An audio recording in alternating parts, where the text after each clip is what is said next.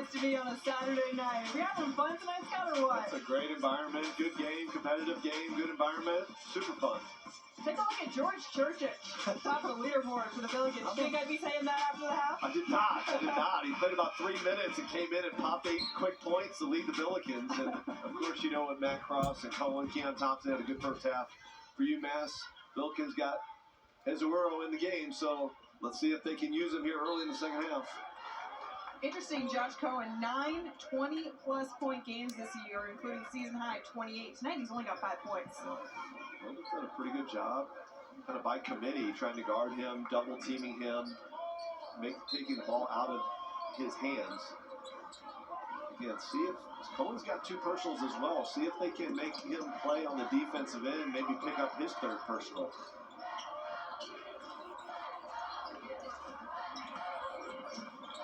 Was a tale of 2 halves Wednesday, so we'll see if the sustained effort, especially defensively, can carry over into the second half tonight. That's very cliche, but the first 5 minutes of the second half is always super important, but never more so than for the Billikens, particularly after what happened on Wednesday in that second half, that they come out and play well here in the first 5 minutes.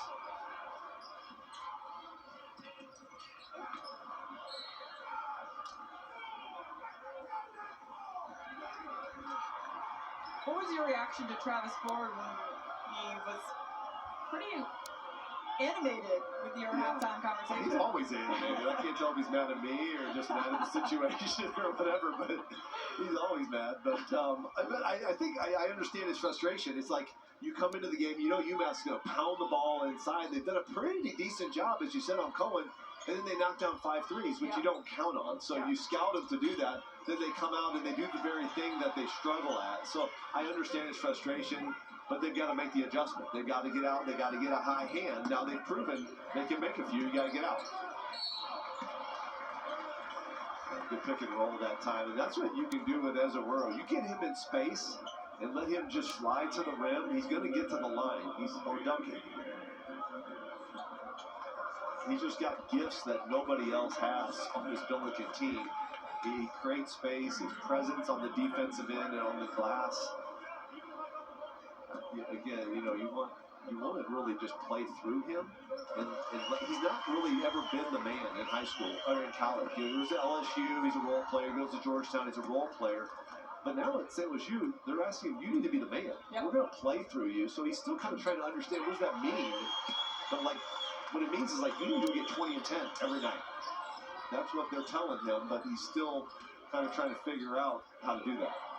Ezeuero gets his free throws to fall. He's got 4 on the night.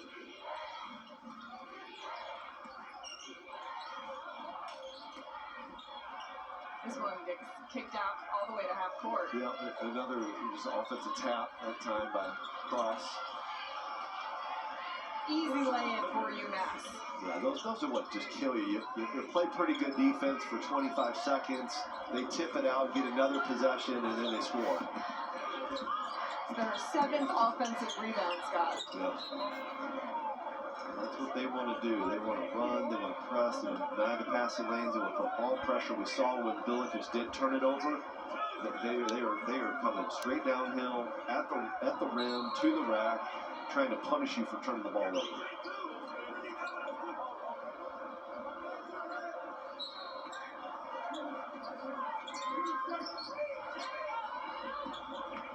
Meadows finds Ezeuero. Set play here, trying to get this one in.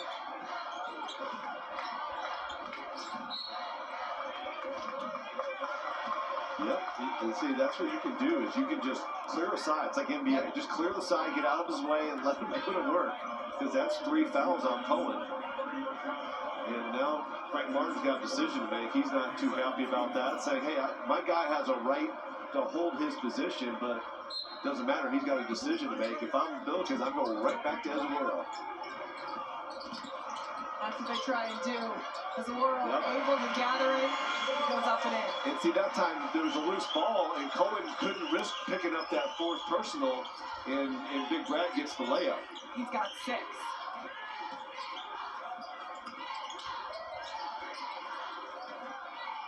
Billikens doing a really good job of not letting UMass get into their offensive rhythm, although it's tough to stop Josh Cohen when he's going. Big dude. 7 points for him. Yeah, that's a big ask for anybody. Again, probably a first-team All-League guy, but good runner by Meadows.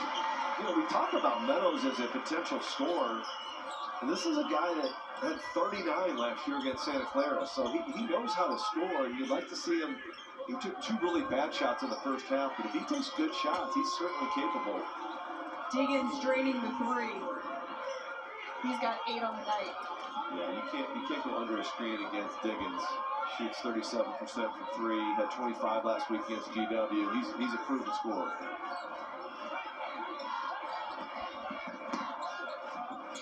Meadows, the drive and the kick. Gets tipped. It's a good look, though. Hey, Pelicans fans, Woods Basement Systems, the all things basementy experts, want to thank you, St. Louis, for voting them the #1 foundation repair company this year. Learn more online at woodsbasementsystems.com.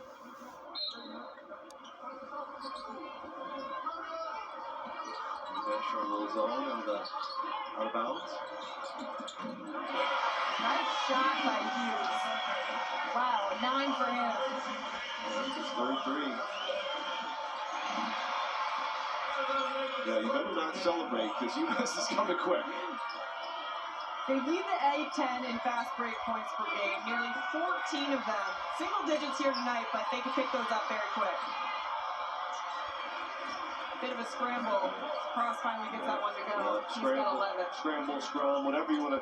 That's how Umass wants to play. They want to shoot it, go get it, go downhill. They want to play fast, physical. You've got to match that intensity, or they will just overwhelm you with physicality. Cross is your first player in the game in double digits. You've seen him be aggressive all game long, and that's the way he plays.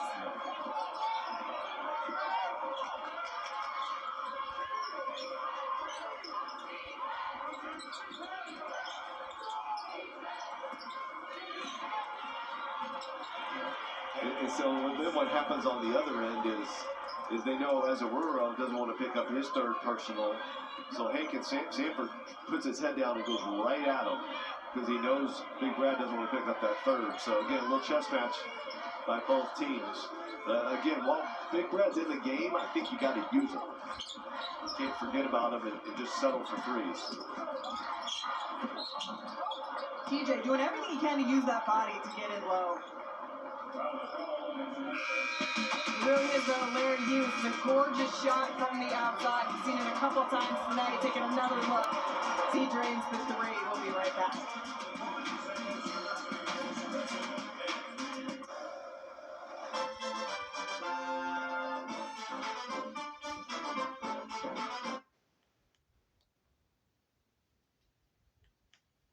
GigUpStLouis.com today and get more with i3 Fiber. It's time to gig up and experience the future of internet. Well, that fan's looking for a W. Big crowd here tonight on a Saturday night at Chaffetz Arena. Exciting game, Scott, we got going on between UMass and St. Louis. Yeah, I mean, this is what you expect when you get into conference play. It's going to be super physical, pretty evenly matched. You know, both teams are very well scouted. They got enough film on each other. Both coaches been doing this a long time. They got 600 career victories between Travis Ford and Frank Martin, so there's really no surprises. But yeah, this is what conference play is in late January. Hargrove gets that one to go. Every time I think about Terrence Hargrove, I think about what the game against Louisiana Tech, where he scored 11 points in 28 seconds. I mean, he's going to live on that for a long time. I mean, he's going to come back to the reunion like we had at halftime. And guys are going to be talking about the night that he scored 11 points in 28 seconds. He says he still hears from people commenting on that video and watching it. It's amazing. Yeah. And I've seen a lot of basketball in a lot of years. I've never seen anything crazier than somebody doing that. Yep. Zone out of the timeout. Yeah. You got to make sure you rebound out of this. There it is, down low. Points in the paint. It is what they stylize himself on is their bread and butter. He's got 8. Yep, Umass has 26 points in the paint to the Billikens 16, and you know, you said it early. That's the game plan. Travis Ford knows it. Easier said than done to stop it, though. Ooh, Larry Hughes got a little rhythm going tonight. 12 points for Hughes.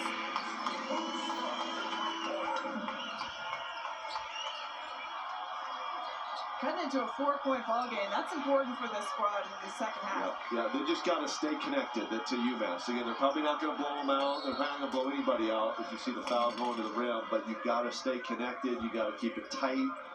You got to make good decisions, not take care of the basketball, and try to win one at the end.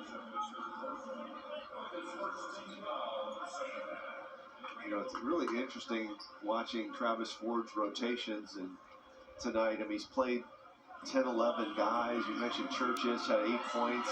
Really was the leading scorer at halftime. And Mussel's getting a lot of minutes. As Aguero's been in foul trouble. Bruce John played a little bit in the first half.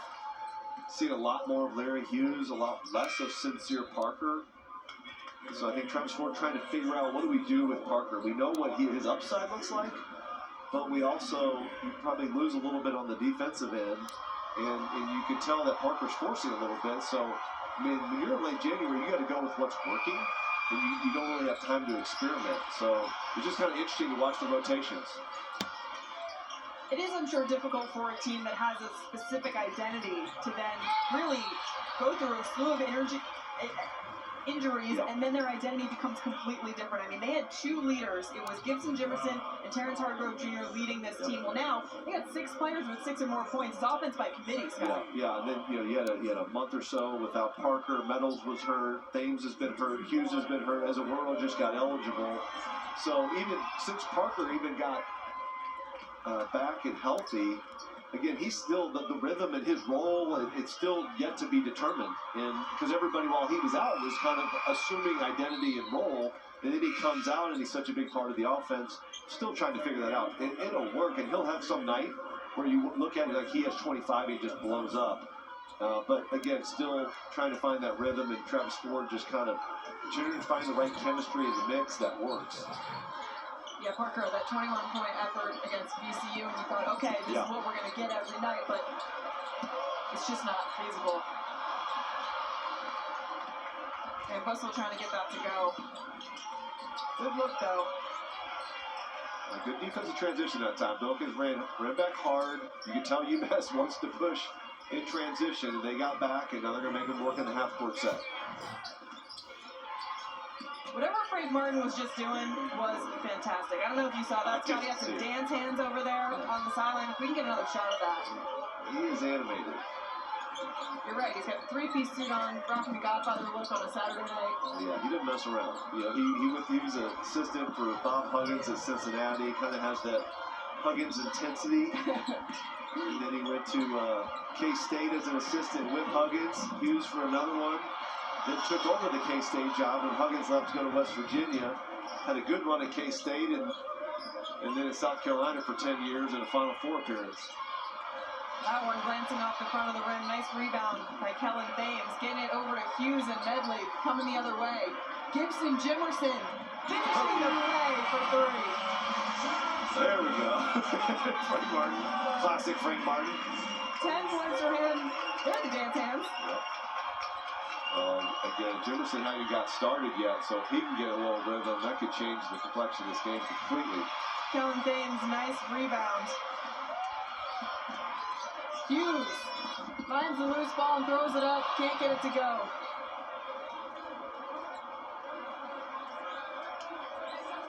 It's going to be on Van Bussell, but I like the way Van Bussell is just throwing his body at all the UMass players. And he knows he's got 5 fouls, he knows he's got limited minutes, and he's just going as hard as he can for the time he's in there. That's exactly what Travis Ford needs from him. That's what assistant coach Chris Harriman's saying. That's what we need from you, big fella. You're going to get 2-3 minute spurts. Go in there, play as hard as you can. You got 5 fouls to give.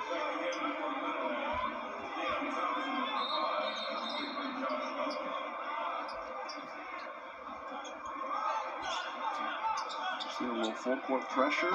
Sincere Parker in the game.